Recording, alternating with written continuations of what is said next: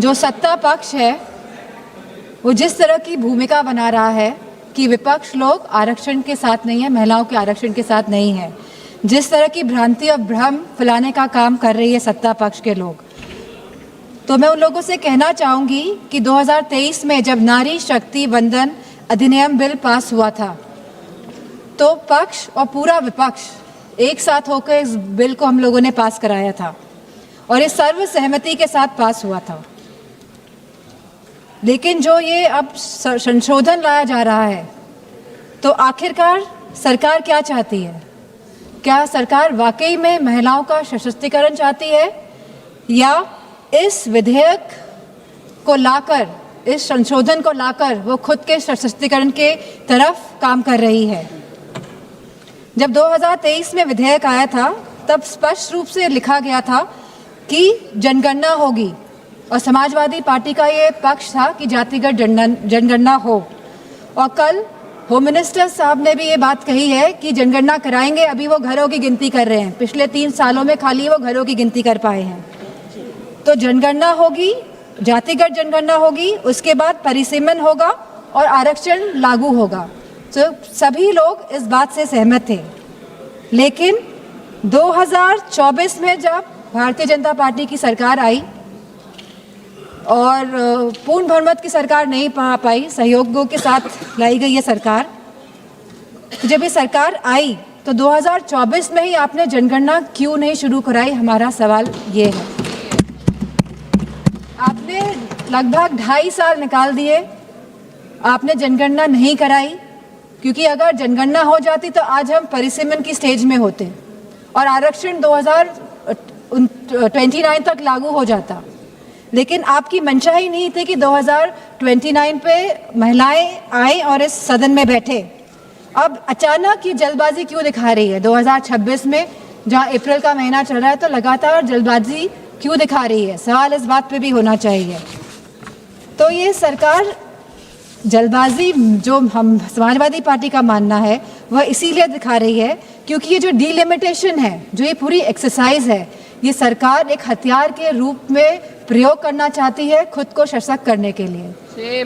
हमने देखा कि कल गोगो हमारे सांसद कांग्रेस के, उन्होंने कहा कि किस तरह आसाम में डिलिमिटेशन कमीशन का प्रयोग ना होकर किस तरह वहाँ पे चुनाव आयोग जाके परिसीमन कर रहा है और जिस तरह से पूरी प्रक्रिया को अंजाम दिया और जो सेंसस यूज हुए उसमें वो 2011 के इस्तेमाल हुए।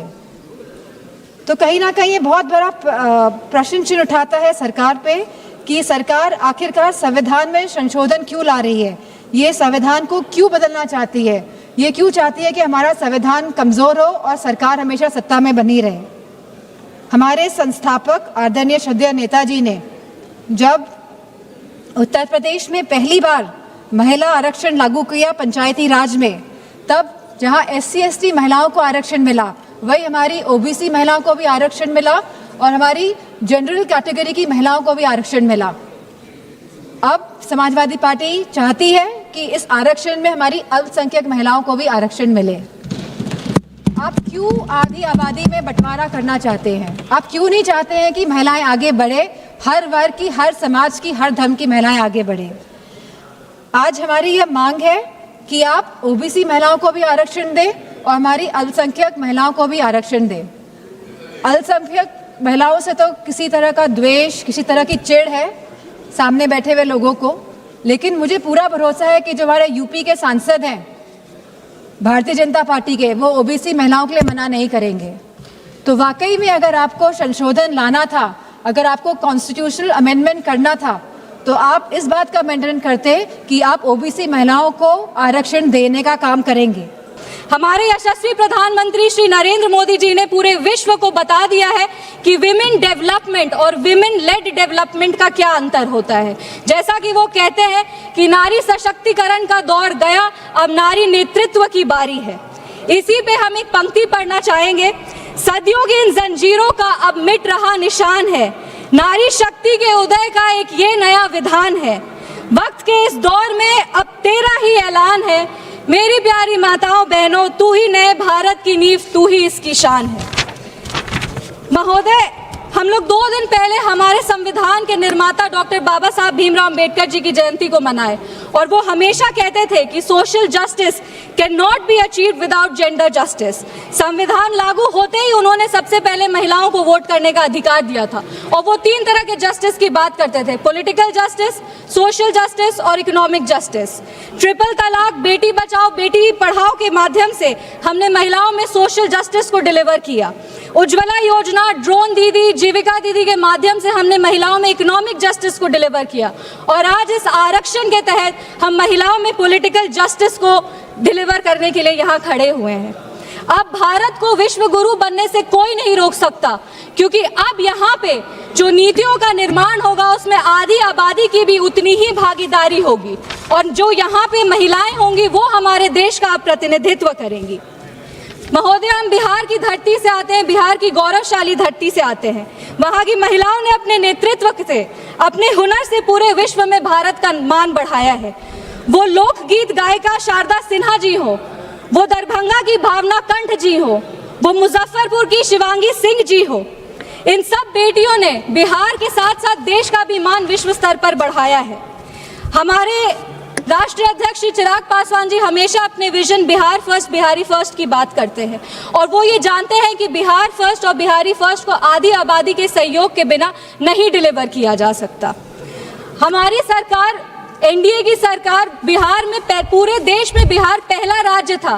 पूर्व मुख्यमंत्री श्री नीतीश कुमार जी के नेतृत्व में बिहार ने 50% आरक्षण लागू करके महिलाओं को ग्रामीण लेवल पे विमेन लीडर्स बनाने का हक दिया। 2006 में पंचायती राज संस्थानों में 50% आरक्षण दिया। 2007 में अर्बन लोकल बॉडीज में 50% आरक्षण दिया।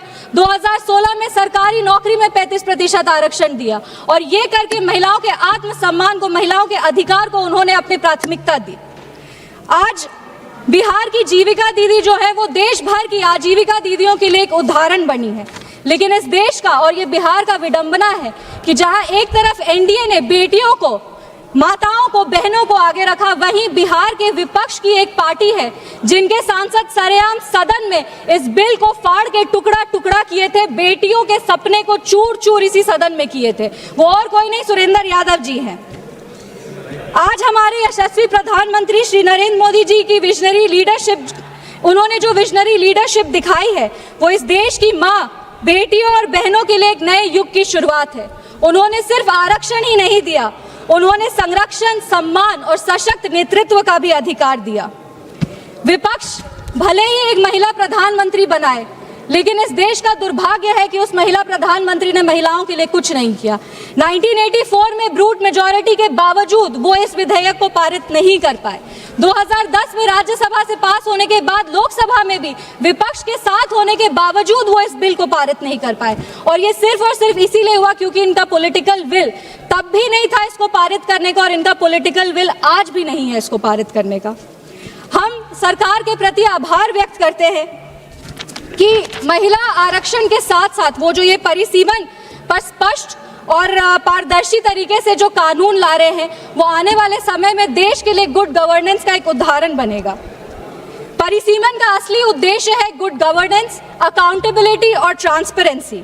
हमारे लिए वर्तमान की ये चुनौती है कि लगभग हमारे लोकसभा क्षेत्र में 20 से 25 लाख वोटर होते हैं और उनका प्रतिनिधित्व करना एक सांसद के लिए मुश्किल होता है। परिसीमन के बाद लोकसभा की सीटें लगभग 800 से ज्यादा हो जाएंगी। छोटे और बेहतर क्षेत्र तैयार होंगे जिनका प्रतिनिधित्व करना आसान होगा, अधिक प्रभावी प्रशासन होगा और प्रशासनिक तौर से भी एडमिनिस्ट्रेशन जो है वो बेटर होगा। रिसोर्स एलोकेशन जो है वो और बेहतर हो जाएगा और सांसद का जो एक्सेसिबिलिटी है वो भी बढ़ जाएगा। सांसद जनता के प्रति जा करके उनकी बातों को भी समझ सकते हैं और उनके आवाज को और प्रखरता से रख सकते हैं। योजनाओं का जो लाभ है वो अंतिम व्यक्ति तक पहुंचेगा और तेज गति से पहुंचेगा।